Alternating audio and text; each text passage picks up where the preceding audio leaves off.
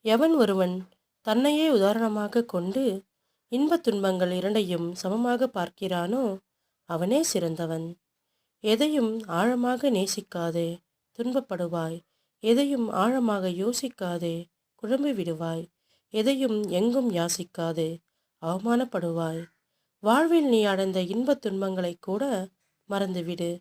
உன்னோடு பழகியவர்கள் கற்றுத்தந்த பாடங்களை ஒருபோதும் மறவாதே. நம்மை சுற்றி நடக்கும் எந்த ஒரு செயலையும் நீ எளிதாக எண்ணி விடாதே.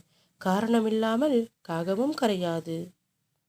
யாருக்கும் அதிகமாக உதவி செய்யாதே, உனக்குள்ள மரியாதையை இழந்து விடுவாய்.